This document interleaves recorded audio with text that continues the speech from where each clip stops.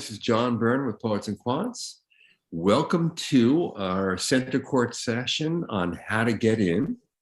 We have two great guests today. An old friend and favorite down in Florida where it's warm and cozy, Naz Erengek, who is the Director of Admissions at Florida Warrington. Welcome. And up north, on the East Coast, we have Julie Sadwick, who is Director of Recruitment for Rochester Simon. Welcome. Thanks, John. Thank you for having us. Thanks for having us. So let me just start by saying, how are things going? I mean, I hear it's a very competitive season right now, but there are a lot of weird pressures on the pool. For example, domestic applicants are down, international applicants are up. Many employers in the US are throwing money at people to get them to stay and not go to business school. It's especially competitive for diverse candidates. A lot of schools are offering and dangling scholarship money out there, which makes your two jobs ever more challenging, I imagine. What's your sense of this season and how it's playing out, Naz? Yeah, thanks, John. So, it's an interesting season for sure. But I think that for us here at Warrington College of Business, we're still in the midst of our recruiting cycle. I don't know about Julie, but, we still have our round two, or actually our round two deadline just passed, but we have our round three deadlines coming up. So our big focus right now has been really just trying to look at candidates and assessing kind of how we can really determine what their value proposition for getting an MBA and really conveying the message that, as you said before we started, Financial Times ranking just came out. We were super blessed that we have the #1 value for money. And I think that's a testament to the fact that, we have all of the support in place to make an MBA experience a wonderful one. So now in our last kind of hoorah of recruiting is really just thinking about getting the right fit and just creating this class to be as strong as it possibly can, knowing that there's so many things out there that are tugging at people's interest to return back to school full time. Plus, you have a number of options. You don't have just one MBA option for people.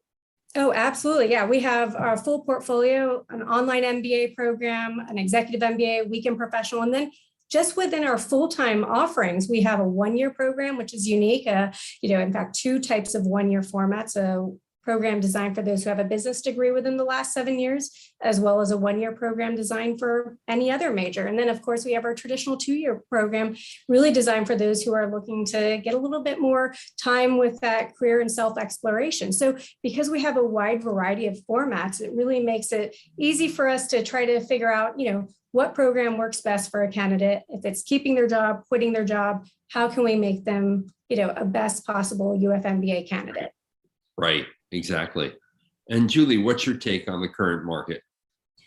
Well, I honestly can't say it much better than what Naz did. That was amazing. So to add on to that, I think what we're trying to do is also, try and allow them to see the value of the program and to pursue the MBA degree now, which will help them to elevate in their career much quicker than if they were to wait until the market, it is on a downward spiral again.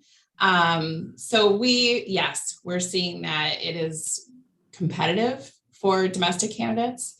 Actually, even more so competitive for international candidates. The international pool is very large right now. Right. Significantly on applications. Mm-hmm. Let's talk a little bit about the mission and the values of each of your schools. Rochester has long been known as more of a school that teaches business through the lens of economics and science, and is a quantity kind of school in general. And it's interesting to me that, although it's kind of unrelated to this discussion, that your first online degree program is in business analytics, because I'm thinking, the Simon MBA is very much analytical, was the first MBA program to be fully STEM certified, even if you majored in marketing. But give us a sense, Julie, of the school's history and its mission and values. Thanks, John. Well, the school has been around since 1958, so over 60 years of existence. So it's a strong research school. And as you said, it's an economics-based curriculum, so very, very strong on analytics. Yes, we're one of the harder programs out there for quantitative nature of the program, and we were the first STEM program across all disciplines, including marketing, which is very unique. Our mission is to develop business leaders who have exceptional level of clarity about business and about themselves. We achieve this through research and teaching focused on analytics and economics, and by being home to a tight-knit community that is among the most diverse of any business school. In fact, we were ranked by US News last year as the #1 most diverse MBA program among the top 50 MBA programs in the US. And that we're very, very proud of.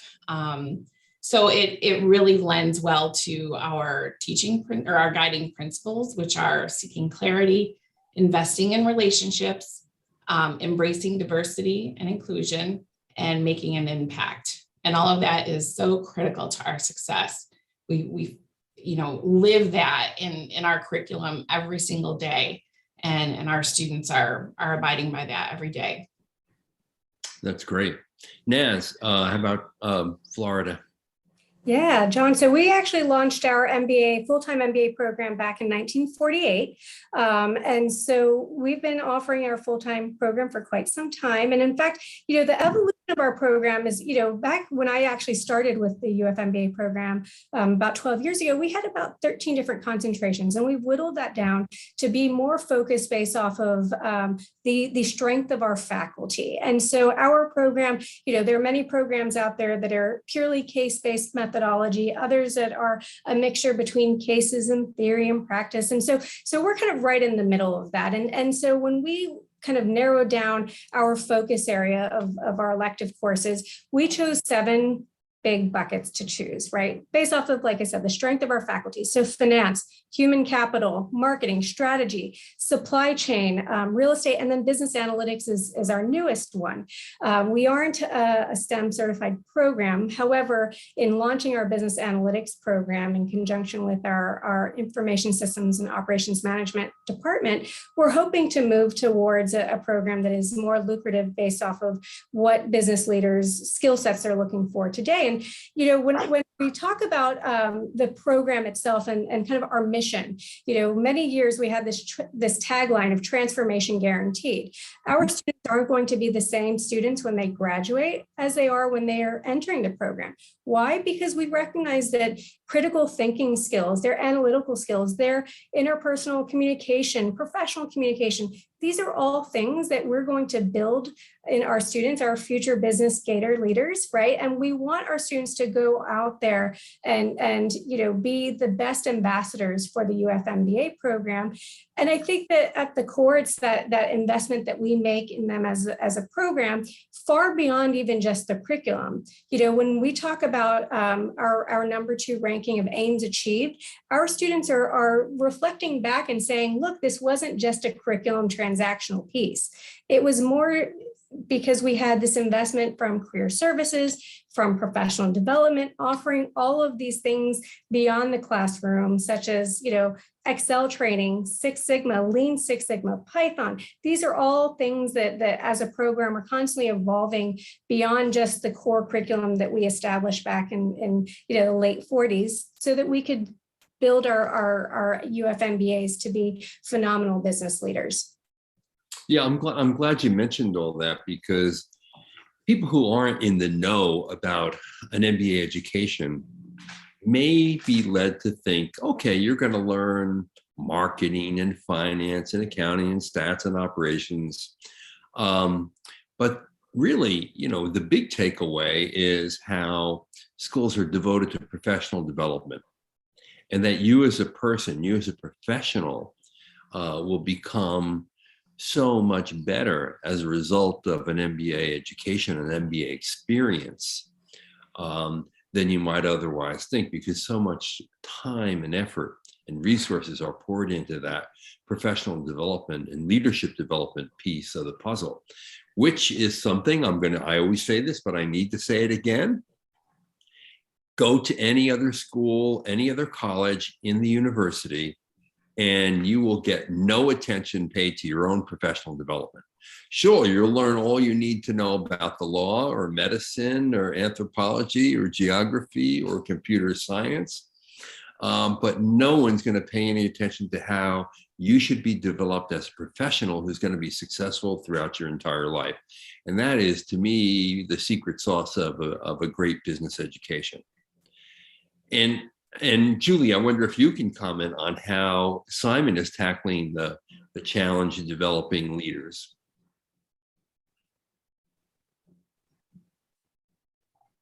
I apologize for that. Yes, actually, I love answering this question. I think that, when a huge part of the MBA program, and you would hope that candidates are looking at that very closely, is what are you going to get out of that program in terms of your development and growth? For our program, I'm very proud to say that, I've been at Simon for almost 17 years in the admissions office. And for almost the duration of that time, we've had a robust onboarding program that is for incoming MBA students, well, master's students as well, all of our students. And it's led by our Career Center, and they have modules that our students are working through long before they matriculate into the program. So once they commit to Simon, they are going through a lot of, introductory pre-work that allows them to gain insight into different areas of business, job functions, what they look like on a day-to-day basis.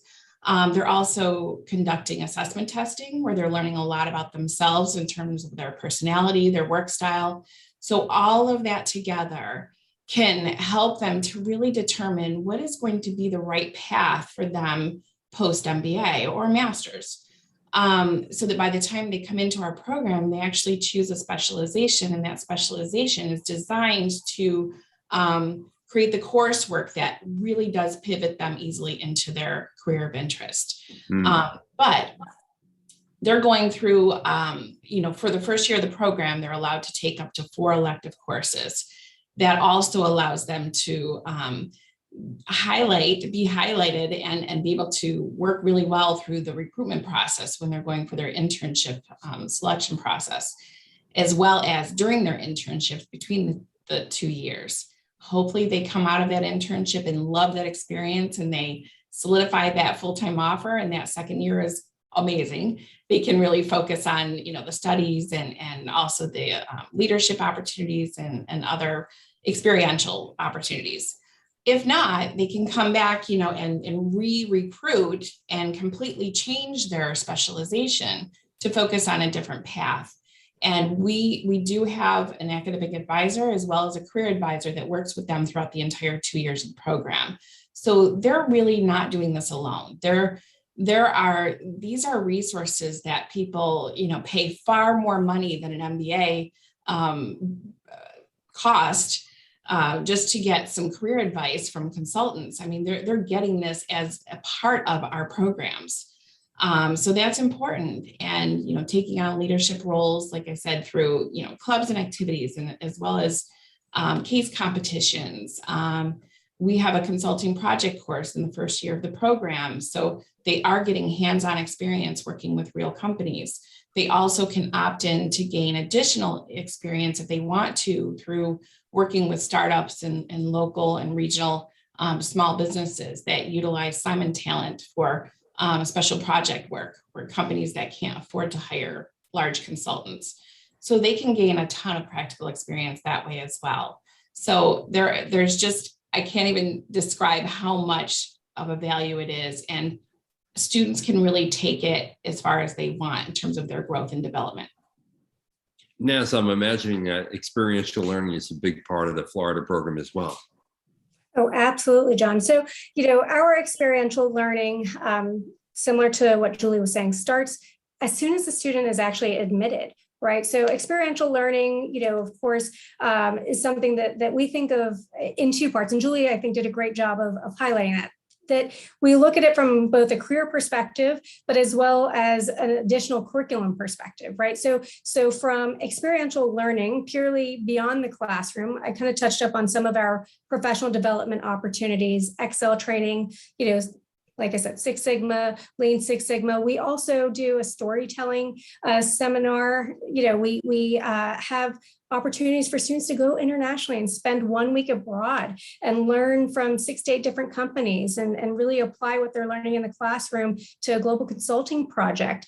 Our students have the opportunity to participate in real world experiences such as, like I was just talking about, case competitions. There's so many things that students can do above and beyond. And in fact, as a prospective student, as you're thinking about embarking on this, it's not about kind of what you're going to gain in the program per se, but it's also about all the additional opportunities beyond the curriculum that starts as soon as you're admitted. So to Julie's point about the career component and professional development, that starts as soon as you're admitted.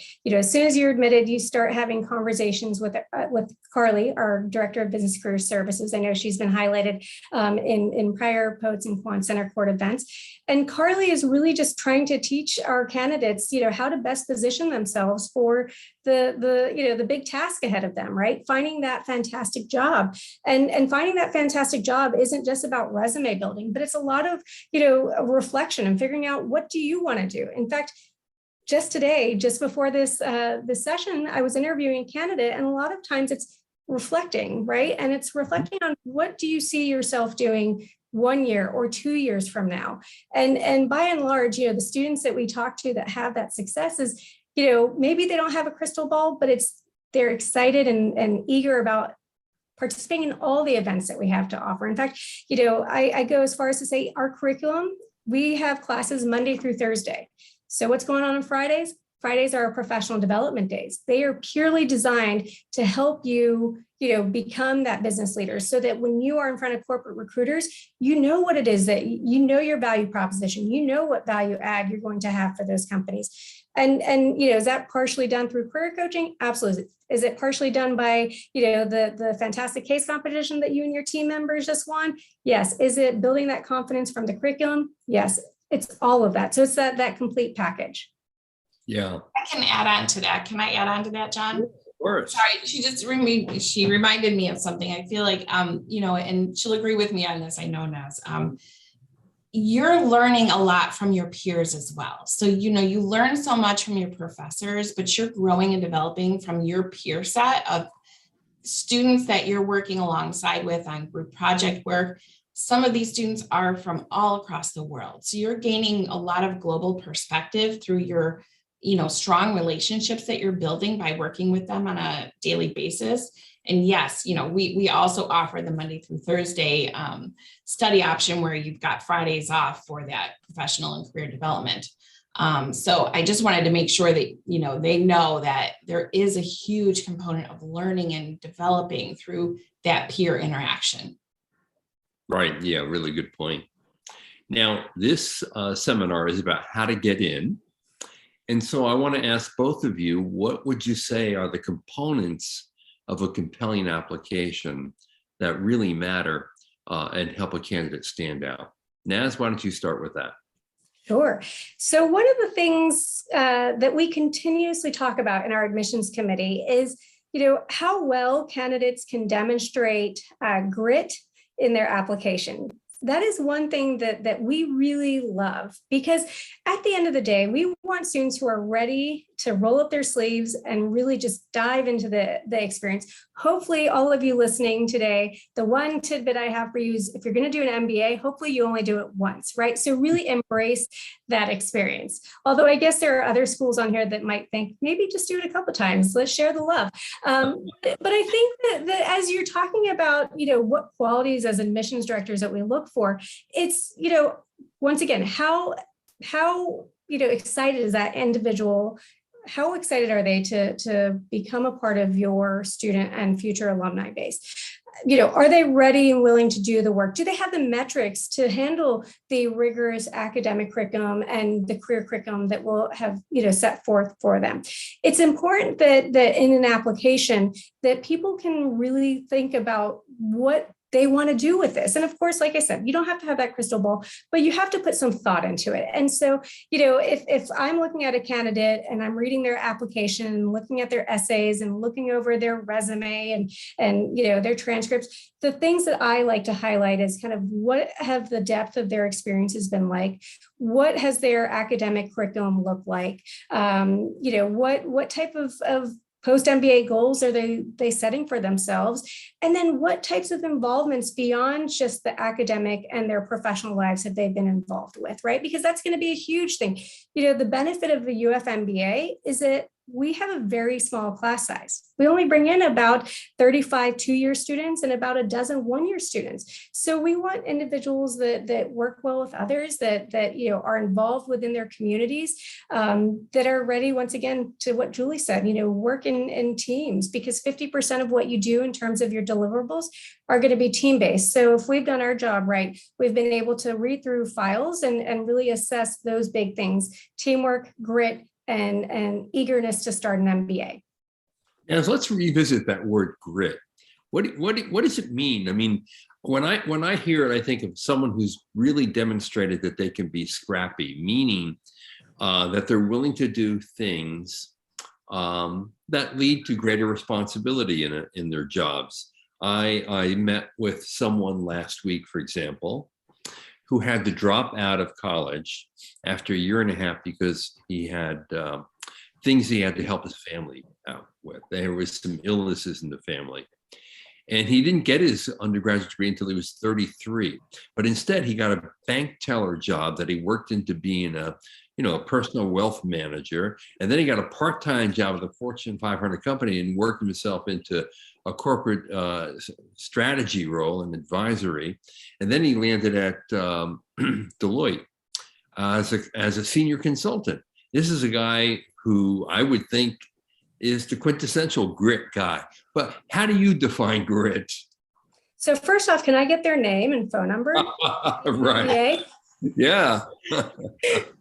No, I think to that point, John, is that we have tons of students that come from non-traditional backgrounds. They had to work to support themselves and their families. And especially, as we're kind of still, in this COVID era, right? How have people responded, and have they been more passive in kind of their life decisions, or have they, taken kind of the initiatives to make, the best choices for themselves? And so, even if things aren't, always sunny, although they are here in Florida, as you can see, the sun's coming here in my office, but I think that it's really just making the most of it and really being able to create a story of how, that individual has been able to thrive even in scenarios that have been less than favorable. And so I think that that is what we are looking for in demonstrating grit. Maybe everything wasn't rosy from your high school to undergrad to your first job and now your decision to get an MBA. But what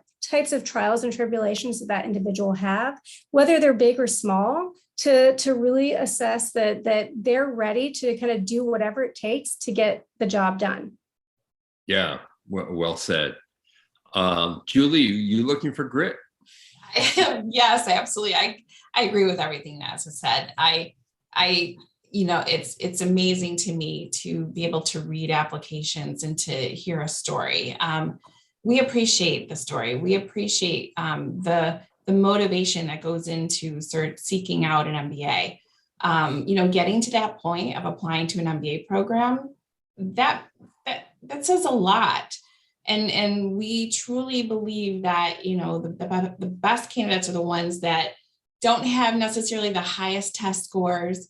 They come from a story and they want to get somewhere, and they really want to do a lot with their lives and make a difference in not just the corporate world, but our world in general. And we love that. So yes, the motivation is important to us. We want to know if they're going to take full advantage of the program, not just the academics and sitting in class and doing the homework. We don't want those that want the 4.0s.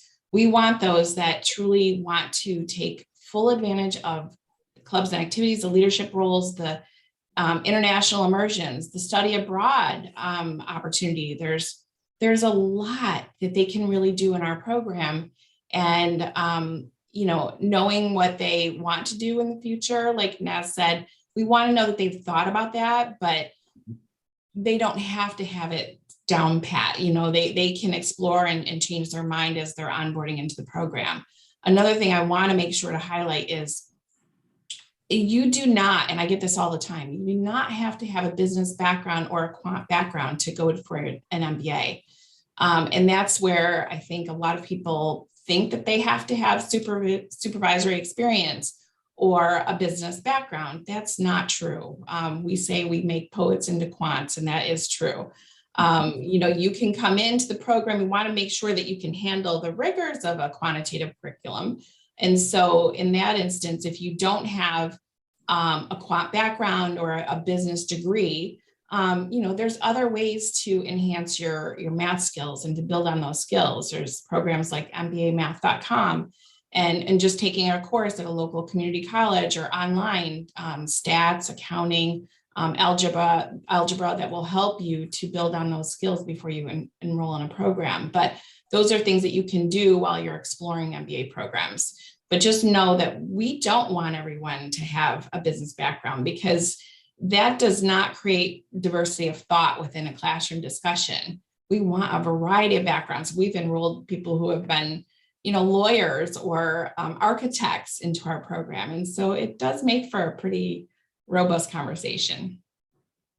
Yeah, I want to underline too what both of you have said here. In many other university admissions processes, the standardized test is the one-all and be-all to a door opening. And in MBA admissions, it can be an element, but the truth is you're looking much more holistically at an individual, and you're looking at how they performed at undergrad. You're looking at what kind of jobs they've had. You're looking at advancement of their jobs. You're looking at their motivations, their goals, and yes, the skills that they have developed in the world of work. So it's much more encompassing. And it's not just, I scored high on a standardized test, so therefore I should be getting in. That is not what great MBA admissions officials do. It's evaluating the whole person. And to me, it's what makes admissions in the business school world so much more interesting, frankly. Really is. So what are the common mistakes, however, that you see in applications, and what would be your advice on how to avoid making them? Naz? I say avoid typos. Ah, yes. I also say avoid quotes. I want to hear your original thought, not somebody else's. That's another big one. But I also think that's interesting, because I guess for people who don't want to go through that introspective process on their own and let that flow naturally in an application, they may over-rely on quotes. And today with Google and everything else, it's very easy to fetch a quote to fit a paragraph or a sentence. So you're so right. And over-reliance on quotes would really be a turnoff for sure. Yeah, no. I would say, and probably this is the case for Julie, we read hundreds of applications. And so how else will we get to know that candidate if they aren't being, true to and letting us really know who they are? And I think that more often than not, a lot of candidates, when they fill out their essays, they have this assumption that as admissions directors, that we want them to say certain things. And we just want to know who you are as an individual and what types of qualities you bring to the program, and what are the things that drive you to do what you've done, and the coachability that you possess. And so these are all things that I think are really important to highlight. And so I know I've touched on them a little bit, but it's really how can you spend the very little time you have in curating your application to truly be reflective of who you are as a person, not who you think the admissions committee members want to hear or read about you. And so I think that the biggest thing is really just spending time for that reflection, really putting your best foot forward, and don't shy away from writing something funny or something, that's genuine to you, because that's who you are. We want to see your personality. Yeah. I mean, there's some people who think you need to invent a persona that you assume the school wants. And those personas come off as not genuine, not authentic, and are really off-putting to a lot of people. I guess it takes a little courage in some cases to be so open, intimate, and vulnerable. Julie, do you think? Yes, absolutely. I mean, I stop using thesauruses. I mean, we be authentic, I just be yourself. I think, too many people overthink the essay process, and it really is your opportunity to showcase who you are. So just write from the heart, and obviously take several days to do it and go back to it every couple of days and relook at it and alter it. Take a little bit of time, but don't overthink the process. If you know yourself, you know yourself better than anyone, then you should be able to write these with no problem. But we do want to hear who you are. So this is really, truly your one opportunity through the application process to sell yourself and to showcase your personality, your tenacity, your ability to make it through the program. And I think, Naz, you used the word coachability. That's huge. That you are vulnerable enough to admit that there are areas that you want to develop and grow on, and you're not just this perfect individual coming into our programs. We want to know that we can help support you and help you to grow. There's so many opportunities that you can take advantage of through those essays. But the other thing is, stay away from accidentally putting another school's name in the essays. That will get you almost an immediate denial. So a common mistake that some people make. I don't know how they can make that mistake. I don't know either. I think rushing through the process, when you rush through these applications and you're not intentional and thoughtful about it, that's a problem. We also want to know that you've been thoughtful about looking through and researching our programs. What is it about our program that really led you to apply? And why do you think you're a good fit for our program? So what kind of research have you done? So take the time to conduct the research and be thoughtful in that process. Yeah, really good advice. The other thing here is I think some people may think that what you're suggesting is hard work. I think it's a gift. How often in life do you have the opportunity to sit back and be truly introspective about where you are, what you want, and where you want to go?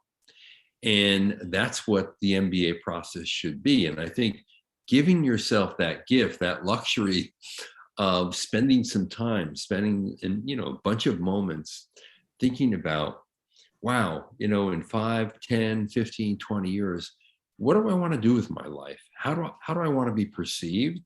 What do I want to accomplish? What legacy can I leave? And I think those questions are those that we tend not to spend a whole lot of time on.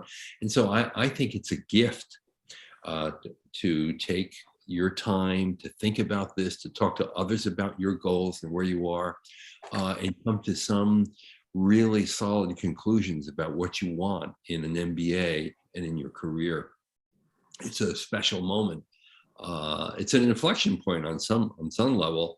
Naz, you use the word transformative. It is a transformative experience to go to an MBA program and to meet people who are smart, ambitious, interesting, compelling, have varied work experiences, who are going to share those learnings with you. It's a special experience and it's transformative. So, invest the time and think of it as a gift that you give yourself, not as slogging through applications, because I think when people slog through, it's often noticeable to folks like Julie and Naz. So let's talk a little bit about the interview process, because, oftentimes I think a good deal of anxiety is produced when you get the notice, and it's a beautiful notice when you're invited to interview, because then you're a step closer to actually getting admitted. But then, there's a lot that matters on that interview, because that you can still get turned down. So how do you approach the interview process? What can people expect, and how can candidates best prepare for them? Naz? Yeah, so our interview process is you are interviewed by myself. So I interview each and every one of our candidates, followed by our. Wait a minute, aren't you too nice to interview people? I know. I actually tell my team all the time, I'm like, I think somebody else should interview people now, because I end up liking everybody.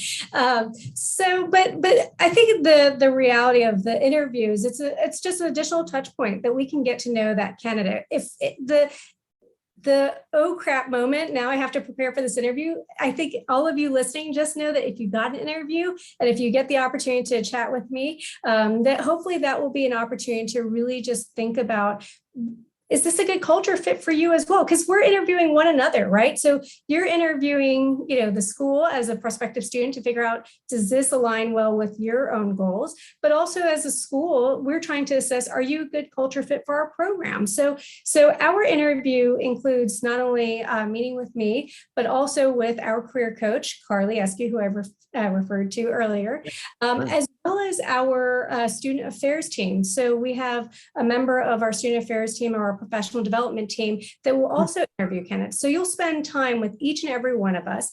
That way we have an opportunity to ask you questions more relevant to each of our respective areas. So if I'm talking to a candidate, be prepared to answer the questions about your academic performance and how well you fared on the GMAT or the GRE exam. What are some pitfalls? I think one of the questions that I always ask that people are really stumped about is, if we were to do a little role reversal and I were to have you assess your application, what strength and one weakness would you like to highlight? They're always like, wait, she actually asked me that. But I think it goes back to that notion of coachability and grit and having a little bit of EQ, right? And figuring out who you are and what you bring to the table. So you'll talk to each of us. Of course, Carly's going to ask you questions about what your career goals are and what types of companies and geography, you'd like to be in. But that's largely because we want to make sure that if somebody's thinking about quitting their job to come in and embark on a full-time MBA experience, that we have confidence that we will get them the types of jobs they're looking to do post-MBA. I mean, this year alone, we were super excited that we had a 98% placement rate 3 months out of graduation. So talk about, value, number one value and top ranked Financial Times MBA program for career services perspective. That's only achievable by having our career coaches invested in the interview process. So Carly will interview each of our candidates for that component of what their career goals are and how well we can align with that. But then also our professional development team and our student affairs team, because ultimately how well you engage in the classroom and the team building and the camaraderie, that's so critical for our program. So we have each of our respective team members interview a candidate to assess that overall fit. Yeah, that's really interesting, because usually most schools only have an admissions official or even alum do an interview. You're getting the multidimensional view of a candidate because of that. And you're right. I mean, for the careers office to be involved in the interview, it's all about making sure that the school can deliver a successful outcome to the student and to understand the student's expectations and goals. That's really interesting. Julie, what's your process like?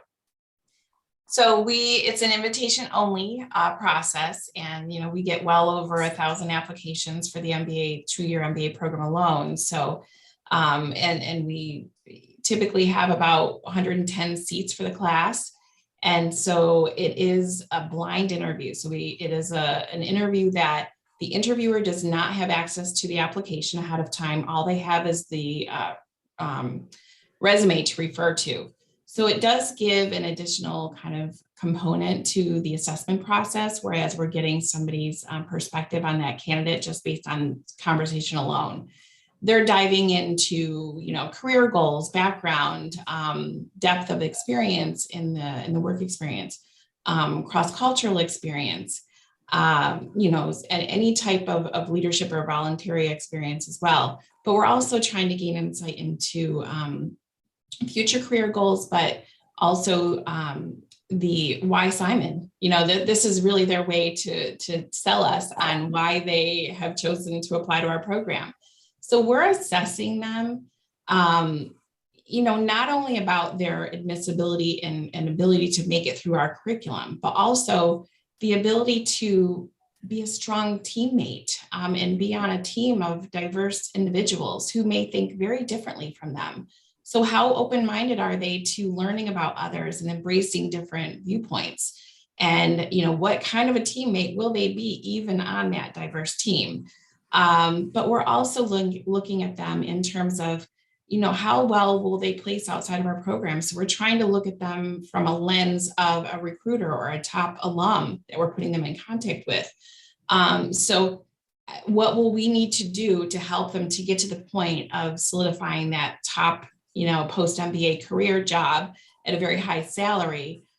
So we're looking at them from a multi-lens perspective, and that's important to us. But it's really a conversation, and it's truly a conversation. So I always say, don't overthink it.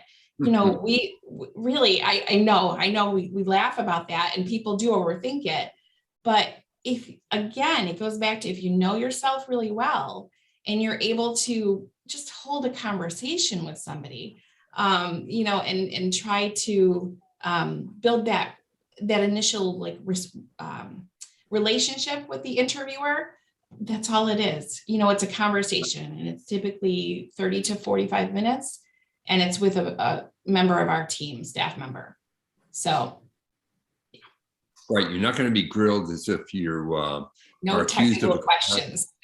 And, a detective is in a room shining a light on your face, and a lie detector is attached to your body. No. Exactly. It is a conversation. Yeah. And we don't expect somebody to come into that perfectly. We know there's going to be some development opportunities, and that's where the Career Center team will work with them through the program to get them to the point of being a stellar interviewee. That's what we do. So, but it's just a conversation. Exactly. Now, if I were to ask your alumni why they chose your program, what do you think they would say? Julie? Oh, the community. It's just, it's all about the community, how they feel. This is your brand for a lifetime. So it's important that you feel really comfortable through the admission and recruiting process. And once you narrow down your schools and hopefully choose one of our schools, you usually, it's about how you feel and how you're going to be fostered in that environment. The best programs, in my opinion, after doing this for so many years, are those that are small, like ours. And it's important to be in a program that really knows who you are and what you want to do. And you can develop strong relationships throughout the entire program, through your peers, through direct contact with your faculty members, who a lot of times you use as resources throughout your entire career. So it's critical to really, figure out at that point, what is it that is going to help you to grow and foster. And that is your peer group. Honestly, it's the community. It's the alums in that community. Are the alums receptive to your outreach? Do they want to talk to you? And do they get excited when they talk about the program? As well as current students, I think we can, both Naz and I can probably say that we have student resources or students on our website that you can reach out to and connect with. And that all of that is critical to the research process of identifying a business school. So for Simon, it's about the community, the inclusiveness, the global perspective, and students from all across the world. Yep. Well said. Naz, what do you think your alums would tell me? So my alums would tell you that we're not an MBA program. We're an MBA family. We have the opportunity of bringing in such a small class size that you get to know your classmates very, very well.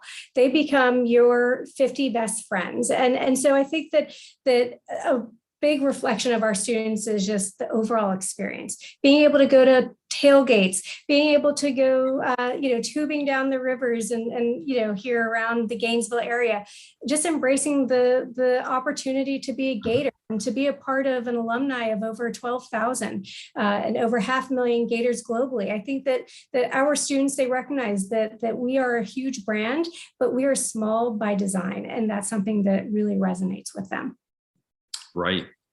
So now, finally, share how students would get in touch with you or your team if they're interested in the program. Obviously, the first stop should be they should go to your website and really, read everything and get thoroughly researched on the school, its programs, and all.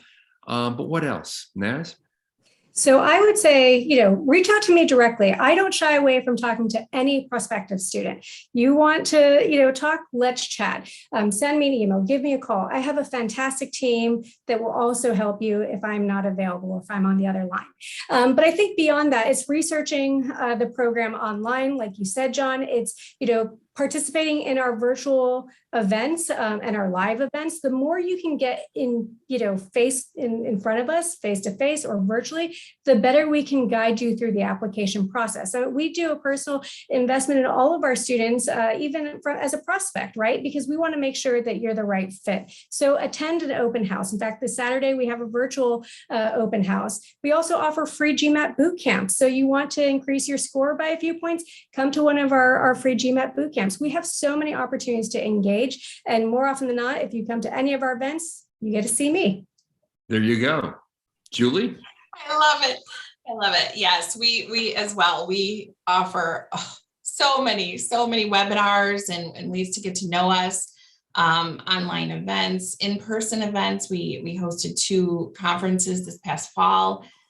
We actually love hosting on campus, and we offer a travel stipend to do so, and we cover the cost of hotel to get people to Rochester. So it's a wonderful way to really get to know us.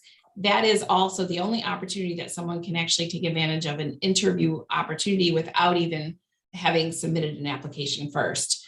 So without being invited first as well. So we do offer those. We're going back to an in-person opportunity for our mid weekend for this April. We're excited about that. Cannot wait for that. But yes, we offer application fee waivers for joining our webinars. But there's so many opportunities. Online, there's what we call check your eligibility. So if you go on our website, you can, click on a link for taking advantage of the check your eligibility option, where we'll give you feedback or we'll, connect you with somebody to schedule a one-on-one call. I also love to connect with candidates. So it's my favorite thing to do all day long. It's just to sit on calls with prospective students. I do all day. I love it. Ask my boss. I will do that all day long. Sure. And it's fun. And so, yes, just reach out to us. We have, again, students on our website. There's multiple ways of getting in touch with us. Okay, there you have it. Invites from Naz and Julie. Call them up, chat them up, learn all you need to know about the program and whether you're an ideal fit for it. Meantime, Julie and Naz, thank you so much for a really enjoyable conversation. It's always great to talk to you two, and really appreciate it. Thanks so much, John. Appreciate today. Thanks everybody for joining us.